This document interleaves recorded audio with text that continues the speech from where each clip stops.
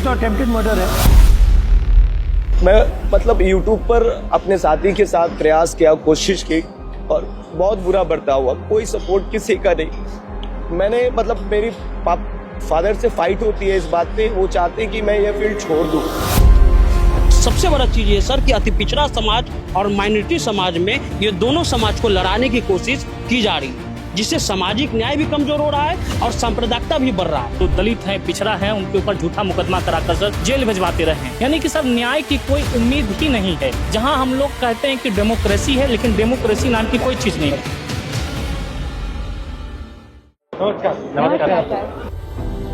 बताइए। हम लोग जो काम करते हैं उसका बेसिक है सोशल जस्टिस।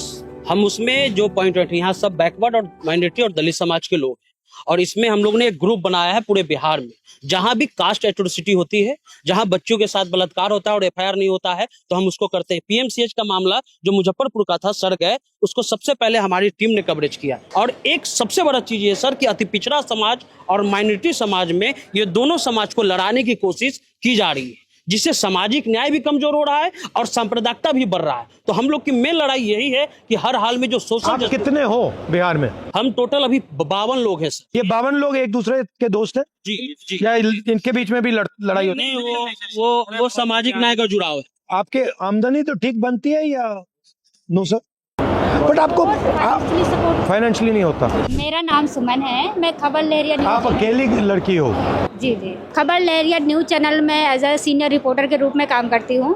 भारत का पहला ऐसा चैनल जो महिलाओं द्वारा प्रसारित किया जाता है। इसमें ऑल टोटल महिलाएं काम करती हैं। सारी महिलाएं? जी, इसमें पुरुष काम ही नहीं करते? से लगा करके पूरा मैनेजमेंट देखना, फाउंडिंग करना, सारा काम सिर्फ महिला ही। ये अच्छा आइडिया है। मेंटालिटी जो मुझे कवरेज करने में जो दिक्कत समझ आती है, वो काफ़ी चुनौतीपूर्ण रहता है कि आप एक सिंगल जो लड़की कवरेज करने के लिए निकलती है फील्ड पर, तो बहुत सारी चुनौतियाँ होती हैं। जैसे कि आप ऑटो पर मैं देखती हूँ कि लड़कियाँ नहीं रहती हैं, सिर्फ मुझे लड़कों के बीच में ट्रैवल करना होता है। गांधी मैदान में 9 बजे टोटल हर चीज़ बंद होती है। गांधी मैदान जैसी जगहों पर अगर फायरिंग हो जाती है, लोगों की डेथ हो जाती है, इतने बड़े उद्योगपतियों की अगर डेथ हो जाती है, तो वहाँ से भी अंदाज़ा लगा सकते हैं कि कैसा है। ये सब चीज़ें नोटिस है हमारी। सर मेरा नाम अमान मलिक है और हम बिहार के सबसे पिछड़े जिले से आते हैं जहाँ ट्रेन नहीं चलती है। पहली समस्या तो ये है हमारी। दूसरी समस्या ये है कि सर हम पटना यूनिवर्सिटी के मास कॉम के स्टूडेंट हैं, बैचलर डिग्री चल रहा है। यूट्यूब और फेसबुक एक इंडिपेंडेंट प्लेटफॉर्म है जहां हम अपनी बात रखते हैं, रख रहे हैं। आपको अजीब नहीं लगता? मुझे लगता है, पता नहीं आपको लगता है या नहीं, कि आज अगर हिंदुस्तान का एक राजनेता हिंदुस्तान के लोगों से कम्युनिकेट करना चाहता है तो उसे अमेरिकन चैनल यूज करना पड़ता है, या फेसबुक या यूट्यूब या इंस्टाग्राम या गूगल। मतलब ये हमारे नहीं है। जिस दिन ये आपको बंद करना चाहे ये बंद कर देंगे। मेरा पूरा मतलब शैडो बैन चलता है। तो थोड़ा मुझे अजीब लगता है कि पहले क्या होता था, हिंदुस्तान के नेता अपने लोगों से डायरेक्टली बात कर सकते थे, फिर ठीक है मीडिया हुआ करता था, न्यूट्रल तो नहीं कह सकते बट बात तो दिखा देता था। अब मीडिया बिल्कुल नहीं दिखाता, विपक्ष की बात टोटली जीरो, खत्म। और जो यूट्यूब वाले हैं, फेसबुक वाले हैं, उन पर इनडायरेक्ट लगाम लगी हुई है। अगर आप लाइन से थोड़ा ज्यादा आगे गए लगा देंगे, बंद कर देंगे, शैडो बैन हो जाएगा। तो ये एक्चुअली देश के लिए खतरनाक है। पहले तो मतलब हमारे फाइनेंशियल क्राइसिस पर चोट पहुंचा, लेकिन उसके बावजूद जब हम चुप रहना नहीं सीखे या चुप नहीं रहे, तो वो जो है मतलब हम पर मुझे मतलब यह है कि हत्या करने की कोशिश की गई। ये कुछ फुटेज है सर, मुझे मतलब हमारे ही मित्र ने, क्योंकि वो एक ऐसी आइडियोलॉजी में वो घिर गए हैं।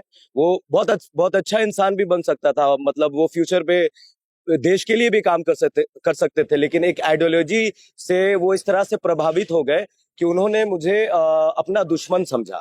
चूंकि मैं एक मुस्लिम समुदाय से आता हूँ। ये आप हो? जी मैं हूँ। के साथ ऐसा ही होता है? ऐसा ही होता है सर, जब भी जाते हैं। और ये हमारे साथी सन्नी भाई हैं, ये सारे लोग ही। तो इसमें केस हुआ? इस पे केस हुआ, 20-22 दिन जेल में रहे, उसके बाद बाहर आ गए। और हमने भी मतलब उसके बाद ज्यादा एक्शन लेने की इसलिए कोशिश नहीं की सर, क्योंकि बार बार कॉलेज। ये तो अटेम्प्टेड मर्डर है। हाँ, अटेम्प्ट टू मर्डर है सर। वो 20 दिन में बाहर आ गए और अभी भी थ्रेट मिलता है सर कि केस उसी से? हाँ उसी से सर, अभी भी थ्रेट मिलता है।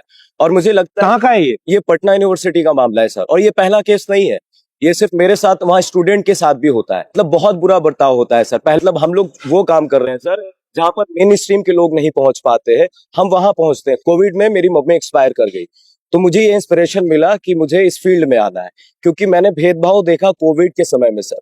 मैं क्लियर ये बोल रहा हूँ आपसे कि मैंने भेदभाव देखा, और वो भेदभाव किस आधार पे वो आप बेहतर जानते हैं, आपके सामने बैठे हैं।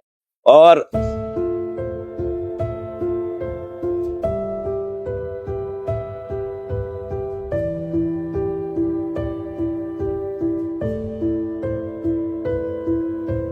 मैं अपने घर का सबसे बड़ा लड़का हूँ, और मैं मतलब YouTube पर अपने साथी के साथ प्रयास किया, कोशिश की, और बहुत बुरा बर्ताव हुआ। कोई सपोर्ट किसी का नहीं। मैंने मतलब मेरी फादर से फाइट होती है इस बात पे, वो चाहते हैं कि मैं ये फील्ड छोड़ दूं। वो होता है ना सर कि इंसान को बोलने की आज़ादी होनी चाहिए, सिर्फ लड़ाई आइडियोलॉजी की है, और जब हम बोलेंगे नहीं सर तो सुनेगा कौन। तो आइडियोलॉजी जिसकी आप बात कर रहे हो ये क्या है सर आपकी आइडियोलॉजी क्या है? सर मेरी आइडियोलॉजी है कि समाज में हर तबके को बराबरी की हिस्सेदारी मिले।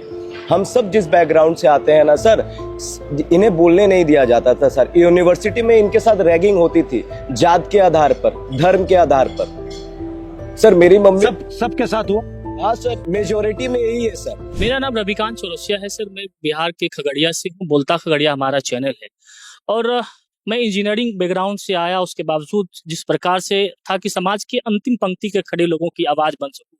पिछले 5-6 सालों से सर खगड़िया जो 7 नदियों से घिरा है, गरीबी है, और काफी सर जो है विस्थापित परिवार है। नदी के किनारे जो बसावट है, लोगों के घर कट चुके रहते हैं।